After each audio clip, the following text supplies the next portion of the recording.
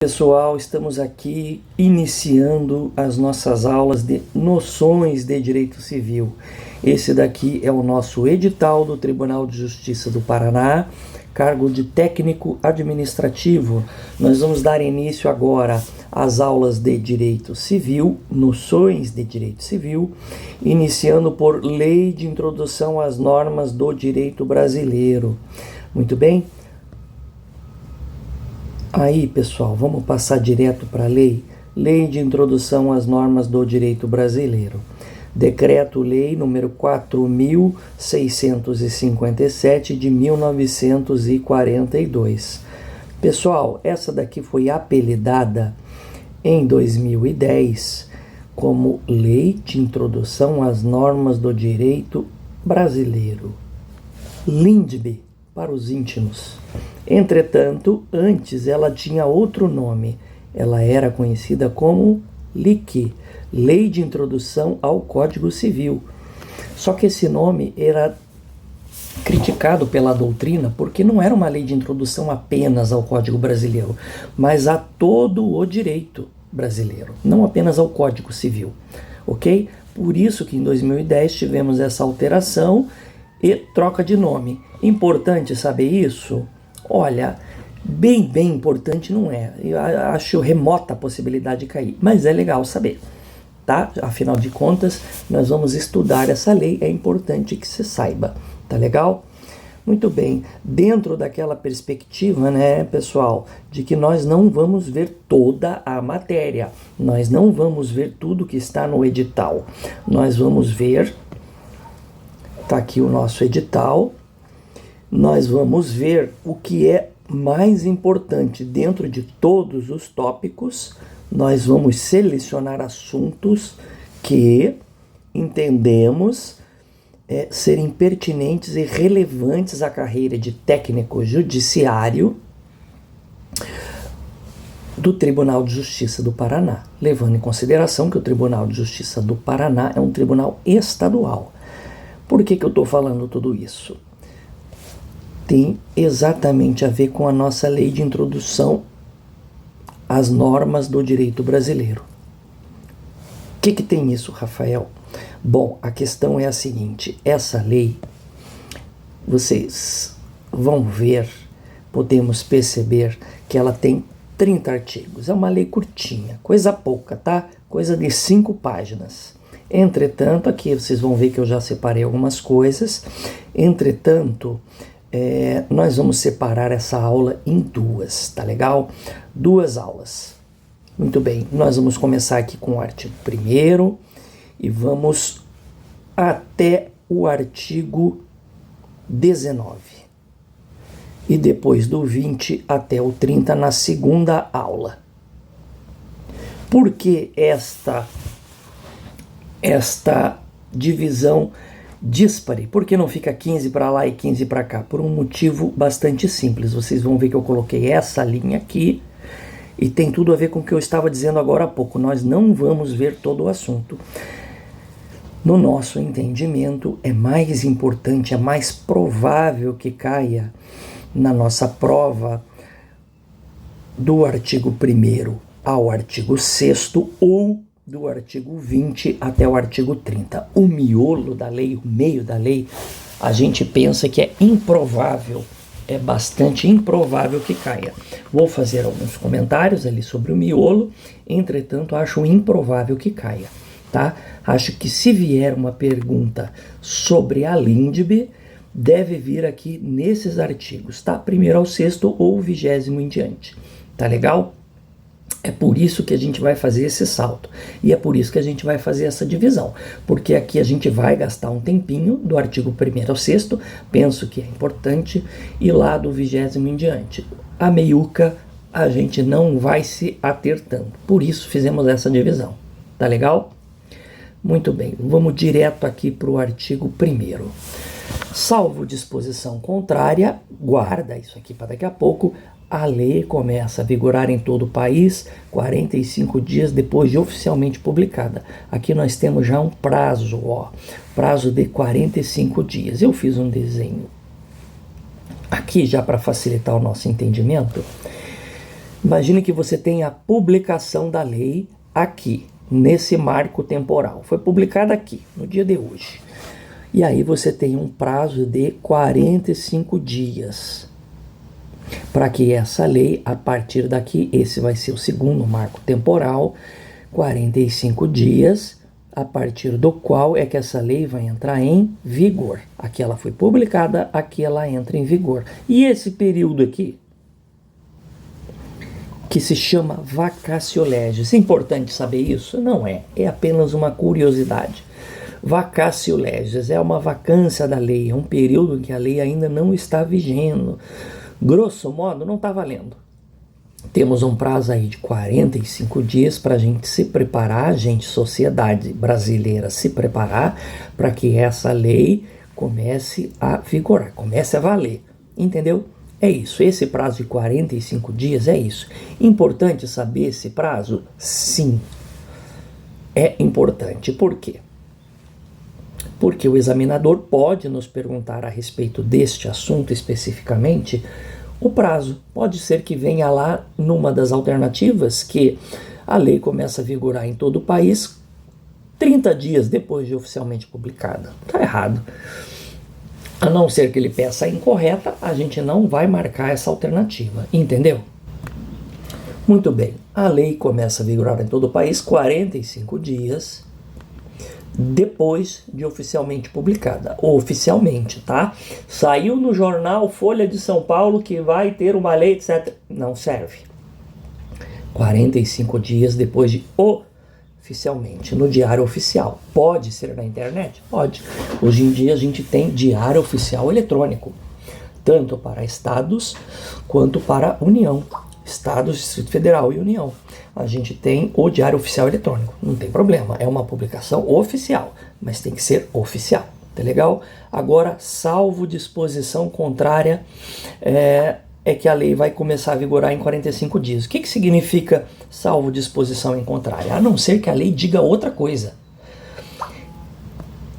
Aí, vamos voltar lá nas minhas anotações e você vai ver que, por exemplo, digamos, não é isso que está lá, tá? Mas digamos que o artigo 30 da nossa lei de introdução às normas do direito brasileiro, apenas por hipótese, digamos que ela dissesse, essa lei entra em vigor na data da sua publicação. Ela está dizendo isso, no corpo da lei está dizendo que ela entra em vigor na data da publicação. Ora, se ela está dizendo isso, a gente não vai aplicar a regra dos 45 dias. Não precisa esperar os 45 dias. Não vai esperar os 45 dias. Por quê? Porque ela entra em vigor na data da publicação. Entendeu? Então, salvo disposição em contrário, esse seria um bom exemplo de disposição em contrário. Nós temos também lá o Código Civil, que trouxe o prazo de 1 ano, o Código de Processo Civil, salvo engano, também trouxe o prazo de vacatio legis de 1 ano, enfim. Aqui no Código Civil nós tivemos 1 ano para nos preparar para que o novo Código Civil lá de 2002, hoje já não é tão novo, né? Entrasse em vigor. 1 ano para todo mundo se preparar. Código de Processo Civil, a mesma coisa, de 2015 o CPC. Nós tivemos aí 1 ano para nos preparar para que ele entrasse em vigor. Entendeu? Porque se ele entra 45 dias é pouco tempo. Não dá tempo de todo mundo se preparar e observar as novas regras, enfim. Depois que ele entrou em vigor, depois que ele foi oficialmente publicado, ali ele teve um período de vacatio legis de 1 ano. Entendeu? São apenas para entendermos que são exemplos de disposição em contrário. É isso que quer dizer lá o nosso artigo 1º da LINDB. Bem compreendido isso, perdemos um tempinho aqui porque me parece ser importante, pode ser um objeto de questionamento. Tá legal? Rafael, o que você acha? Você acha mesmo que vai cair a LINDB? Olha, acho que tem coisas mais importantes para serem cobradas. Num universo de 5 questões, acho que tem coisas mais importantes, mas acho que pode cair aquela questão que é para quem realmente estudou, sabe? Para quem se preparou, porque muitos candidatos acabam pulando essa parte da matéria, vão direto para o que interessa, lá para o Código Civil, pulam isso daqui, passam batido esses pormenores, entendeu? E acaba perdendo a questão. Acho importante a gente ver. Em 2 aulas a gente vai resolver isso aqui. Se cair o que a gente imagina que pode ser objeto de questionamento, você vai acertar, tá? Muito bem. Nos estados estrangeiros, a obrigatoriedade da lei brasileira, quando admitida, se inicia, olha que outro prazo, 3 meses depois de oficialmente, mais uma vez aqui, a gente reforça o que foi dito aqui, oficialmente publicada. Rafael, lei brasileira valendo no exterior, lei brasileira sendo aplicada lá nos Estados Unidos? Não se preocupe com isso, tá? A questão do direito extraterritorial, não se preocupe com isso. Por quê? Porque imagino que não vai... Bom, para começar, direito internacional não está no nosso programa, tá? E você não deve se preocupar com isso, a não ser aqui, ó, pelo fato dos 3 meses. Quando vai ser aplicada fora, a extraterritorialidade e tudo isso, não se preocupe, tá? Saiba que 3 meses depois de oficialmente publicada, ela vai valer nos estados estrangeiros quando admitida. Esse quando admitida é que eu digo que você não precisa se preocupar, tá legal? Preocupe-se com isso aqui, ó. 3 meses e 45 dias. Rafael, 45 dias é a mesma coisa que 1 mês e meio? Não. 3 meses é a mesma coisa que 90 dias? Não. 3 meses são 3 meses. 45 dias são 45 dias. Se você marcar que ela entra em vigor no estrangeiro quando admitida em 90 dias, você errou. Você tem que marcar exatamente o que você está vendo aqui, nessa publicação oficial da lei de introdução. Você entendeu? Jamais confunda prazo de dia com prazo em mês ou com prazo em hora. Às vezes você encontra na legislação um prazo de hora, tá? Jamais confunda isso. 24 horas não é a mesma coisa que um dia, assim como 45 dias não são 1 mês e meio e 3 meses não são 90 dias. Tá legal? Bem importante esse detalhe, tá? Porque é o tipo de coisa que as bancas gostam de confundir os candidatos. Especialmente aqui, quando você tem no mesmo artigo, no parágrafo, no caput do artigo 1º, prazo em dias, e no parágrafo 1º, prazo em meses. Perceba que é bem fácil confundir para quem não está acostumado. Tá legal? Vale a pena revisar na sequência. Ok? Legal? Vamos em frente. Legal, vamos ver os parágrafos 3º e 4º juntos, porque eles tratam aqui do mesmo assunto. Se antes de entrar em vigor ocorrer nova publicação de seu texto destinada à correção, o prazo desse artigo e dos parágrafos anteriores começará a correr da nova publicação. O que quer dizer isso aqui? Ele enfileirou essas palavras aqui, a gente não consegue entender. Consegue sim, vamos entender. Ele está dizendo que a gente publicou uma lei, só que antes dos 45 dias, essa lei, deixa eu pegar outra caneta aqui, para a gente ver um exemplo. A gente publicou uma lei, aí aqui 45 dias. Ele está dizendo que nesse prazo aqui no meio, ali pelo 15º dia, vamos imaginar um exemplo, teve uma nova publicação. Por quê? Porque lá no meio da lei viu que estava errado, tinha uma redação errada, tinha um não, devia ter um sim. Imagine qualquer exemplo aí na tua cabeça. Uma coisa saiu errado, precisamos publicar de novo, está errada a lei. Não era isso que a gente queria, não foi isso que foi aprovado. Temos um problema, vamos republicar. Então, a partir do 15º dia, você zero, e daí você vai contar mais 45 dias. Esquece esse prazo aqui, e aí você vai ter, a partir daqui, uma nova contagem de prazo, novos 45 dias. Vamos ver se a gente consegue compreender dessa forma, se antes de entrar em vigor a lei, que seria aqui, né, pessoal? Antes ocorrer nova publicação, é essa a hipótese que a gente está vendo, de seu texto destinado à correção. Ele não quis mudar nada, ele só quis corrigir o texto da lei. O prazo deste artigo e dos parágrafos anteriores começará a correr da nova publicação. Entendeu? Então, a partir daqui, temos um novo prazo. Agora, uma coisa bem legal, que é a pegadinha que as bancas gostam de fazer. Eu vou até marcar isso aqui, ó. O prazo deste artigo e parágrafos anteriores. O que quer dizer isso? Que esse prazo, pessoal, este novo prazo aqui, ele só vai valer para os que foram corrigidos, para a parte da lei que foi corrigida, entendeu? Por isso que ele fala deste artigo e dos parágrafos anteriores. Ele faz essa especificação porque esse prazo novo aqui vai se aplicar apenas ao que foi corrigido. Ao que não foi corrigido, fica valendo a publicação inicial. Entendeu? Esse prazo continua valendo para o resto da lei. Isso aqui é só para o que foi corrigido. Entendeu? Vamos retomar? Acho que com a explicação do parágrafo 4º, vocês vão conseguir compreender ainda mais. Eu acho que já ficou bem claro do que nós estamos falando, porque aqui, ó, agora você vai imaginar o seguinte: imagine que você tem a publicação, decorreu os 45 dias e a lei começou a entrar em vigor daqui para frente. Só que aqui, depois dos 45 dias, tá? Depois dos 45 dias, você vai ter uma correção. A mesma correção, imagine. A mesma hipótese.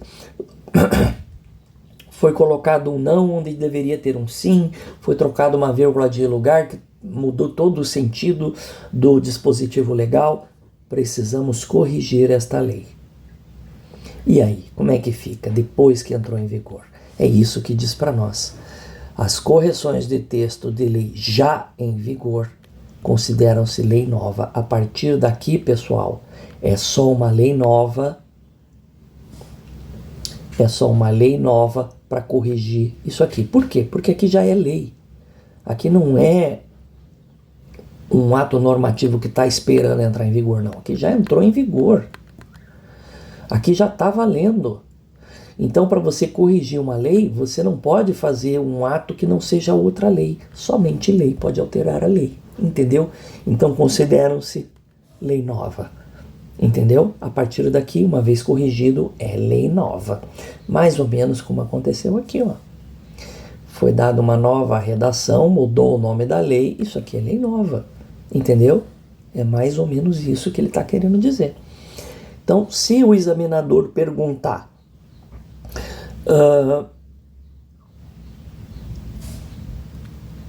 passado o prazo da vacatio legis, os 45 dias, foi publicado um novo, a lei foi republicada com as correções. É possível? Não é possível.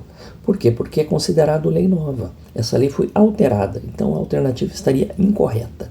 Entendeu? Muito bem, vamos em frente. Vencemos o artigo 1º. O que precisamos saber? 45 dias para entrar em vigor, 3 meses no estrangeiro. Até aqui, os 45 dias. Tudo bem, não é lei nova, entretanto, a parte corrigida zera o cronômetro para entrar em vigor dos prazos do prazo dos 45 dias, zera o cronômetro da parte corrigida. Da parte que não foi corrigida, o cronômetro não zera, está valendo o prazo inicial. Passou os 45 dias, nós estamos falando de lei nova. É isso que diz o artigo 1º, é isso que a gente precisa saber. Tá legal?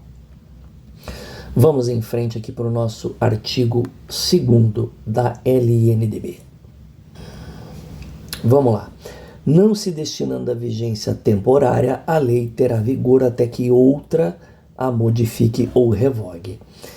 É assim, pessoal, a lei entrou em vigor e ela não é lei temporária, ela vai vigorar até que outra modifique ou revogue. Ela pode vigorar para sempre, pode, desde que nenhuma outra lei nova modifique ou revogue.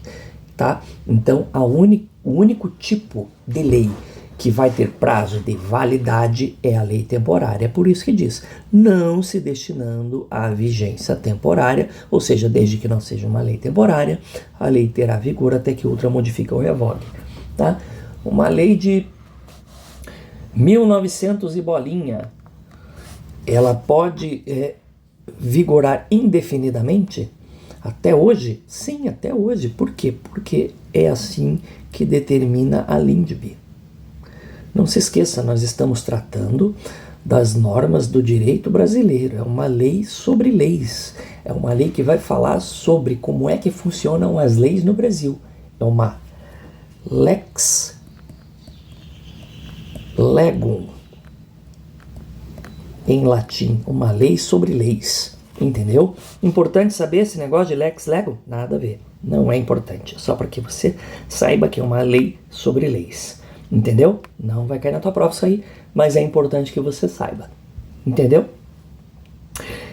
Importante que saiba o que? Que ela entra em vigor, que ela vigora, melhor dizendo, até que outra modifique ou revogue, a não ser que seja uma lei temporária. Muito bem. Parágrafo 1º. A lei posterior revoga a anterior, quando expressamente o declare, quando seja com ela incompatível ou quando regule inteiramente a matéria de que tratava a lei anterior. Então, aqui são as hipóteses de revogação. Então, você tem a lei A, depois veio uma lei B. Como é que essa lei B pode revogar a lei A? Aqui ele nos conta, quando ele expressamente o declare. Ele pode dizer simplesmente lá no último artigo, ou penúltimo artigo, fica expressamente revogada a lei A.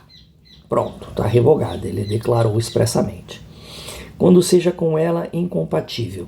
Então a lei A fala, olha, a matéria, determinada matéria, vai ser regulada da forma X. A lei A diz, olha, isso aqui funciona da forma X. Aí vem a lei B posterior e vai dizer não. A lei, essa determinada matéria vai ser regulada da forma Y. Então ela não disse expressamente, ela não declarou expressamente, mas ela foi incompatível. Ela disse diferente do que diz essa daqui. Entendeu? Ou quando regule inteiramente a matéria de que tratava a lei anterior.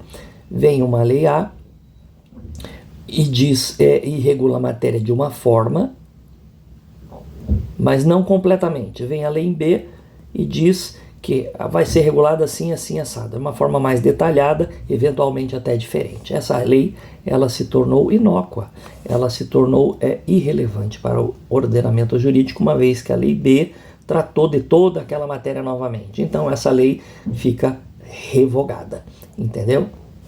É assim, essas são as hipóteses de revogação da lei. Vamos apagar aqui.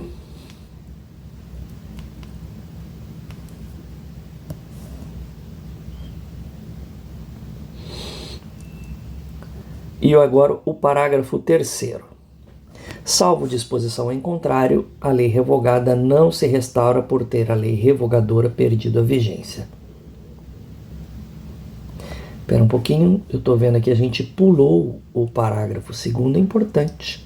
Ele é importante. A lei nova, que estabeleça disposições gerais ou especiais a par das já existentes, não revoga nem modifica a lei anterior. Aqui é um pouquinho confuso da gente entender. Vamos explicar. A lei nova, então nós temos a lei A e temos a lei B nova, que estabeleça disposições gerais ou especiais a par das já existentes, não revoga nem modifica a lei anterior. Aqui a gente tem que ter cuidado para não confundir com a hipótese anterior. Por quê? Porque aqui ele está dizendo que a matéria é incompatível ou regula inteiramente. Aqui não. Aqui a gente está dizendo, imagine o seguinte, que a lei A, ela traz regras gerais sobre um determinado assunto X. E a lei B, ela traz regras especiais sobre o mesmo assunto X. Só que aqui ela está dizendo, olha, de forma geral, esse assunto é tratado assim. E aqui ele traz as minúcias, as especificidades do assunto. Então a lei B não vai revogar a lei A, vai se manter em vigor junto com ela. Ou o contrário, a lei A trata de especificidades, vem a lei B e trata de regras gerais. Então, por isso é que ele diz aqui, disposições gerais ou especiais a par, ou seja, ao lado das já existentes, não revoga nem modifica a lei anterior. Fica todo mundo em vigor, entendeu? Por quê? Porque você não teve uma contradição ali. Ou você foi específico no que havia de geral, ou foi generalista naquilo que havia de específico. Basicamente é isso que ele quer dizer. Legal? Conseguimos fazer a diferenciação? Muito bem. Agora sim, vamos para o ansioso parágrafo 3º que queria vir aqui antes do seu antecessor. Muito bem. Salvo disposição em contrário, a lei revogada não se restaura por ter a lei revogadora perdido a vigência. Meu Deus, socorro. O que eu vou fazer para entender isso aqui? Bom, se você acha que tá ruim, dá uma olhada nesse nome aqui, ó.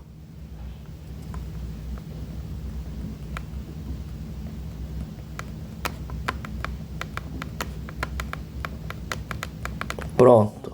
Vou fechar o vídeo porque desisti. Não faça isso. Não faça isso, você vai ver que é uma coisa relativamente simples. O nome é que é complicado e aqui a redação também é um pouco confusa, mas a gente vai destrinchar. Não se preocupe.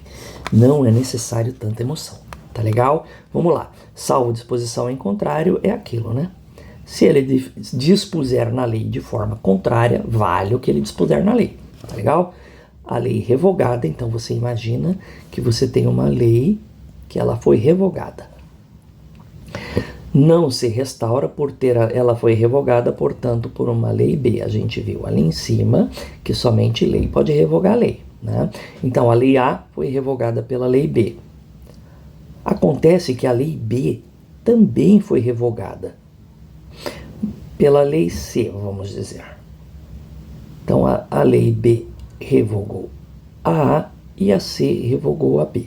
Pelo fato da lei B ter sido revogada pela C, a lei A volta a vigorar? Digamos que a lei C não tratou do assunto, veio simplesmente, ó, fica revogada a lei B.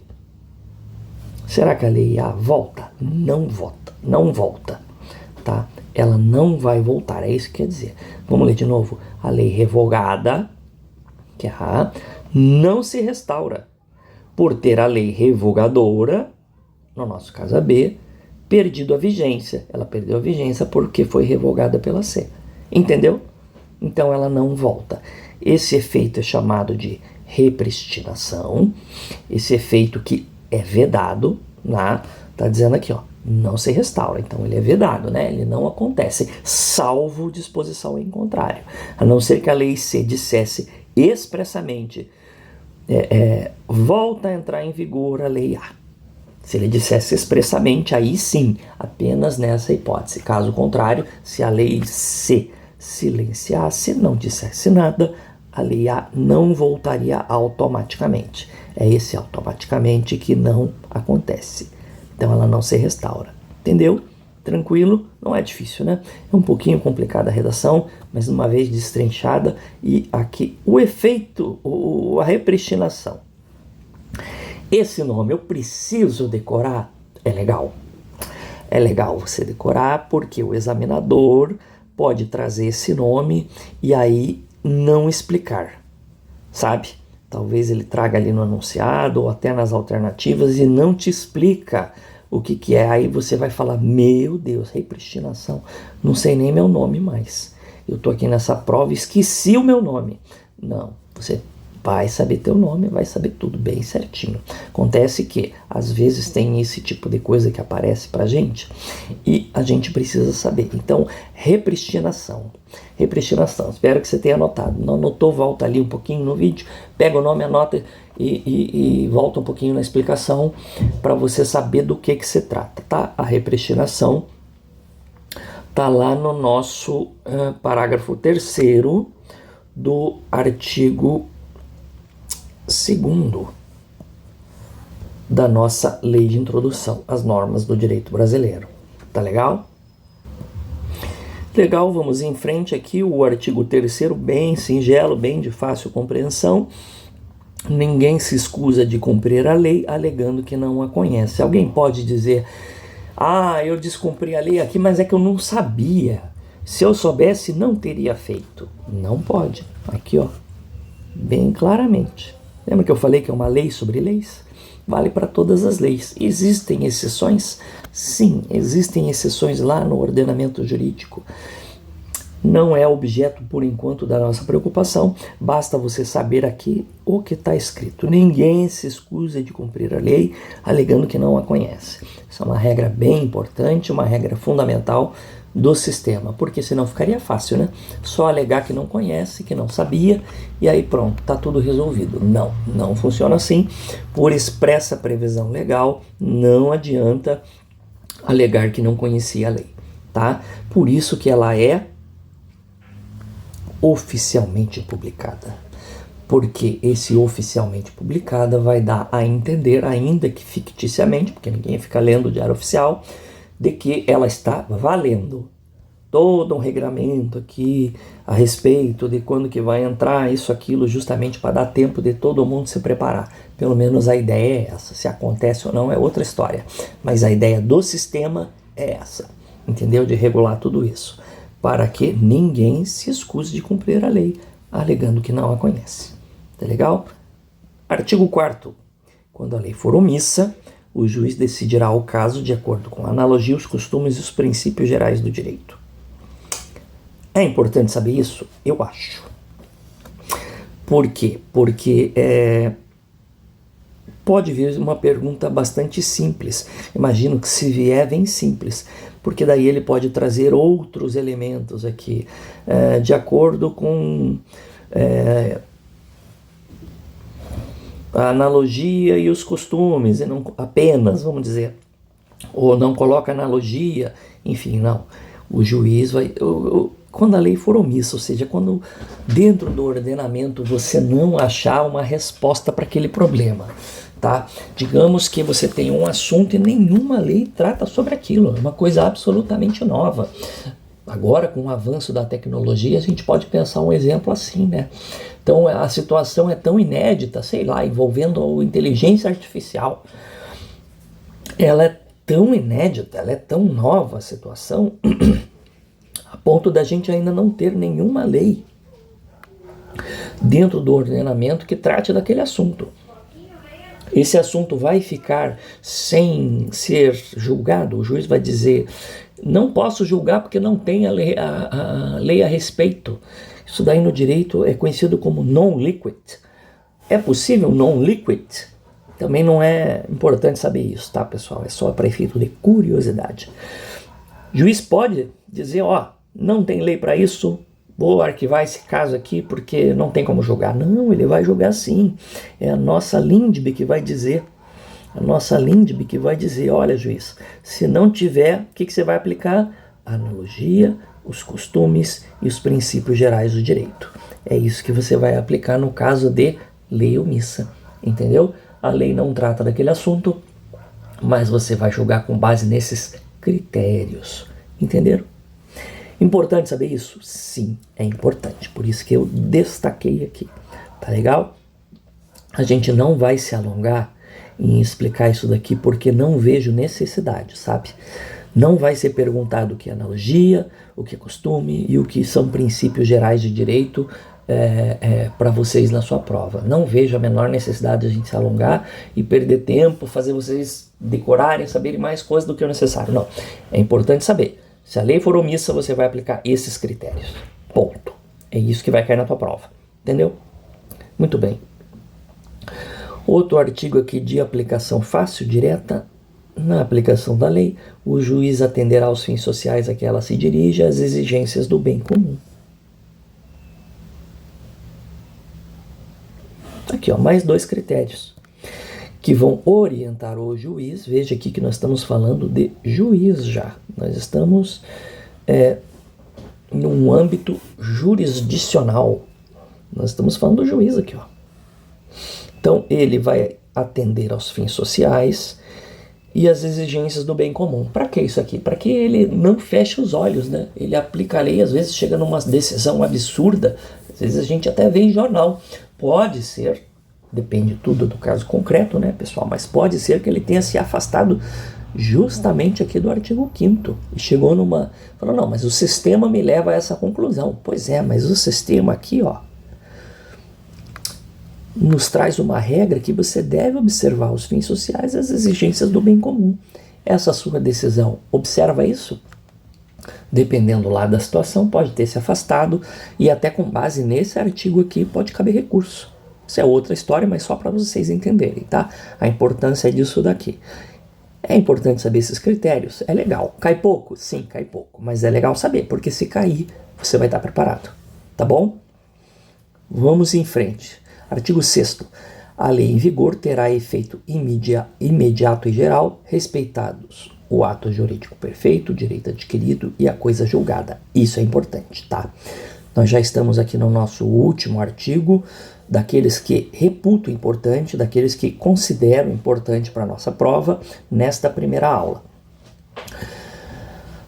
O que é o ato jurídico perfeito, o direito adquirido e a coisa julgada? O próprio dispositivo vai trazer para nós, no parágrafo 1º, 2º, 3º, ato jurídico perfeito, direitos adquiridos e coisa julgada. A gente vai ver numa simples leitura. O que é o ato jurídico perfeito? É aquele já consumado, segundo a lei vigente, ao tempo em que se efetuou.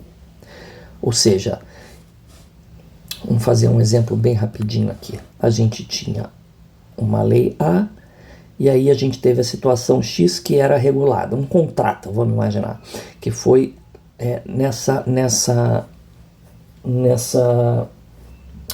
sob a vigência desta lei. Ele foi feito, ele foi elaborado, acordado entre as partes, foi assinado e cumprido. Acabou, aquele contrato foi. Aí em seguida veio uma lei B. Diz, olha, mas não é assim mais que se regula. Agora é diferente. Né? Vamos dizer um contrato lá do consumidor.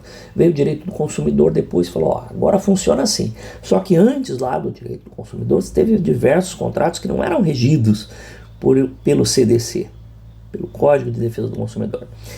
Pode vir um novo código e mudar tudo como era lá atrás? Não, não pode. Por quê? Porque esses aqui são atos jurídicos perfeitos, já são consumados, segundo a lei vigente, ao tempo em que se efetuaram. Entendeu? Ele não vai ter esse poder retroativo de vir aqui e bagunçar tudo. Entendeu? Por quê? Porque senão você gera insegurança jurídica. Não é isso que a lei quer. A lei quer o contrário. O direito existe para trazer segurança jurídica, porque as partes tenham tranquilidade de se portar de acordo com a legislação em vigor. Então, se é um ato jurídico perfeito, se ele já foi consumado, não se fala mais nisso. Entendeu? Assunto encerrado. É isso. Tá legal? Agora vamos para o nosso direito adquirido. O que é isso? Consideram-se adquiridos assim os direitos que seu titular ou alguém por ele possa exercer, como aqueles cujo começo do exercício tenha termo prefixo ou condição pré-estabelecida inalterável a arbítrio de outrem. Essa redação aqui, como vocês podem ver, tem até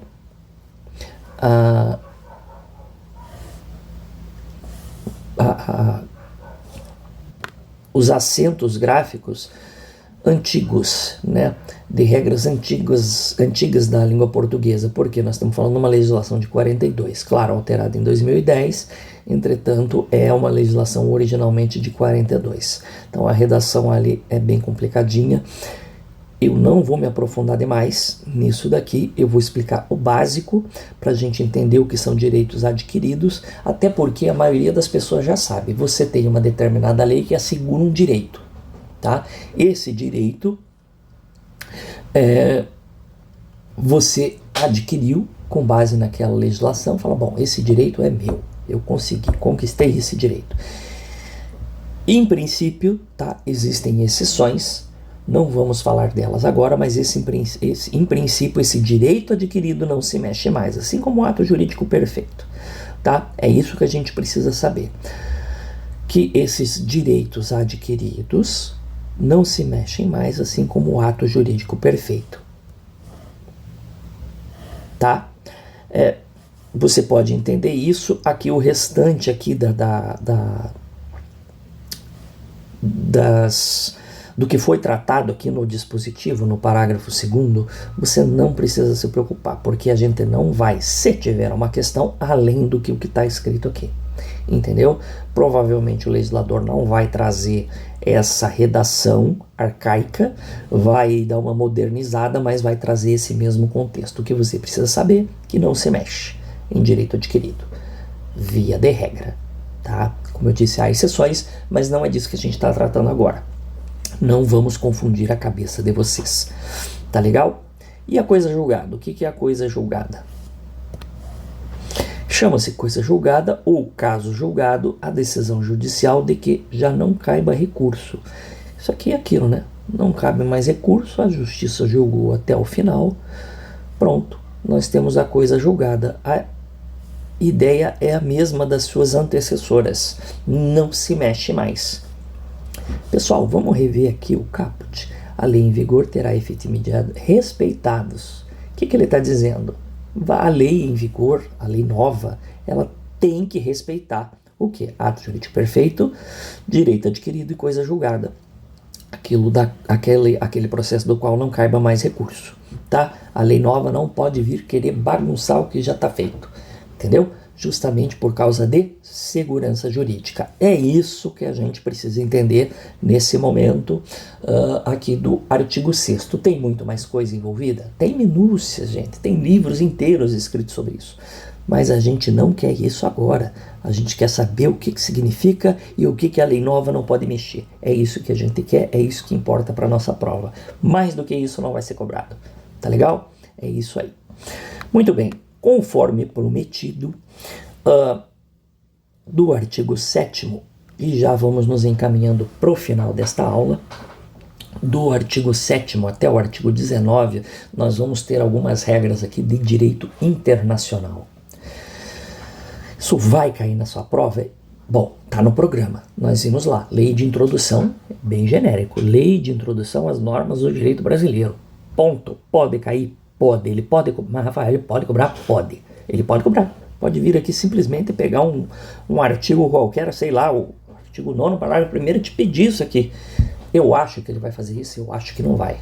Tá? Você precisa estudar com estratégia, porque se você ficar estudando tudo que está aqui dentro da LNDB, você veja, nós estamos ainda no artigo 6º, entrando no 7º. E aí já deu todo esse tempo, já tem um monte de coisa para você entender, decorar, etc. Se você não estudar com estratégia, você não sai da LNDB, da LINDB. Você não vai sair daqui, entendeu? Você precisa estudar com estratégia, precisa avançar. Saiba aquilo que é importante. Mas Rafael, caiu bem justamente aquele artigo 9º, parágrafo 1º. Acredite, você não vai ser o único que vai chutar. Mais gente vai chutar. Por quê? Porque, gente, aqui são regras de direito internacional. Nós estamos falando de um Tribunal de Justiça estadual. É um Tribunal de Justiça do Paraná que ele vai se dedicar essencialmente ao direito interno, tá? A questões internas. Seja civil, seja penal, seja empresarial, o tribunal vai se dedicar a questões que são reguladas pelo direito brasileiro dentro do Brasil. Dificilmente você vai ter alguma coisa de direito internacional. Pode acontecer? Pode. Mas é muito difícil, especialmente para um técnico judiciário. Cobrar isso daí, realmente, dentro de 5 questões daquele programa de direito civil, cobrar isso realmente deu a louca no gerente, né? Aí a banca realmente quis derrubar todo mundo. E eu acho que não vale a pena, tá? Por uma hipótese que talvez pode ser que aconteça. Consegui convencer você de que não vale a pena estudar isso? Muito bem. Agora, também não vou deixar você na mão. Vou deixar você aqui com uma dica a respeito dessas regras de direito internacional. E já aqui até marquei, ó. Uma das regras, pessoal, é o domicílio. Uma das regras principais aqui desses artigos que a gente não vai estudar a fundo, vai pular. Mas eu vou deixar essa dica para você, ó. O que eu estou falando de direito internacional? O que é tudo isso aí que eu estou falando? Imagine que você tem um alemão e um uruguaio que fizeram um contrato na Dinamarca e que vai se aplicar no Brasil. Ele vai ser cumprido no Brasil. Eles estavam lá na Dinamarca, o alemão e o uruguaio, e eles assinaram um contrato lá na Dinamarca, e esse contrato vai ser cumprido no Brasil. Entendeu do que eu estou falando? É disso que eu estou falando. Muito bem. Mas não só. Imagine um casamento. Uma alemã casou com um uruguaio lá na Dinamarca, perante autoridades brasileiras. Esse casamento é válido, não é válido, etc. É disso que vai tratar aqui, pessoal. A gente não vai entrar nisso, tá?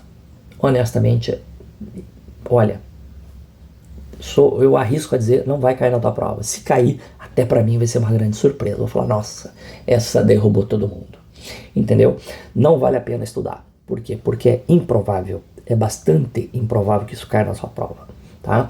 Então, a dica que eu vou te dar é domicílio. Caiu na tua prova, você fala, meu Deus, Rafael, caiu na minha prova. O que eu vou fazer? Você vai pegar a resposta, qual que você vai chutar? Você não vai saber, você vai chutar. Mas olha aqui, ó. A principal regra, existem exceções? Sim, mas a principal regra é do domicílio. Eu até marquei, ó. Aqui, ó. Tá vendo? Quantas hipóteses você usa a regra do domicílio. Então é essa que você vai usar. Entendeu? Você vai pegar e vai falar, bom, onde é que é domiciliado A, onde é que é domiciliado B, o que aconteceu? Essa é a regra que você vai chutar, tá? Tô te dando uma dica, não tô te ensinando, tá? Tô te dando uma dica de por onde você vai caminhar. Para não chutar no escuro 100%, você vai usar isso aí, entendeu? Não vale a pena a gente se alongar mais. Aqui eu fiz em amarelo porque esse artigo vale a pena a gente dar uma olhadinha. Por quê? Para qualificar os bens e regular as relações a eles concernentes, aplicar CA, a lei do país em que estiverem situados. Então, da mesma forma que você tem pessoas domiciliadas, você tem bens situados, aonde eles estão. É essa a lei desse país que você vai aplicar, entendeu? Onde eles estão situados. Veja como a gente foi longe, né? Estamos lá em outro país já. Entendeu? Vai cair na prova para técnico judiciário do Paraná? Creio que não. Espero que a essa altura você já tenha entendido o meu ponto.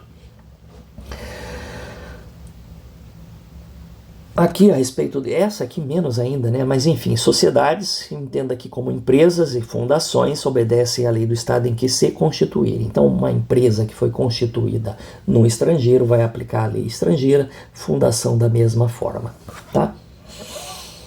Muito bem, não vamos parar muito por aqui, tá? Isso daqui é importante, tá? Imóveis. Só por causa dessa palavrinha aqui, ó. Porque aqui nós temos uma regra bastante contundente, tá, pessoal? Então, olha aqui, ó. Só a autoridade judiciária brasileira compete conhecer das ações relativas a imóveis situados no Brasil. Gente, nós estamos falando de imóvel no Brasil, um imóvel em Curitiba, em Umuarama, Londrina, Maringá, qualquer parte do Brasil, é imóvel situado no Brasil, só juiz brasileiro manda. Juiz estrangeiro não vai mandar nada. Ah, mas é o fulano alemão casado com a uruguaia e eles moravam lá na Dinamarca, mas eles compraram imóvel no Brasil. Não interessa. Não interessa daí no domicílio, não interessa nada. Imóvel brasileiro, quem decide é a justiça brasileira. Entendeu? Por quê? Porque nós estamos em solo brasileiro. O imóvel está no Brasil. E aqui quem manda somos nós, né, pessoal? Entendeu? Eu falo esse tipo de coisa assim, dessa forma, para vocês entenderem. Aqui quem manda é a gente. Então é o juiz brasileiro que vai mandar. O juiz lá da Dinamarca, de outro lugar, não vai mandar nada aqui. O imóvel está no Brasil, é o juiz brasileiro que manda. Entendeu? Está claro?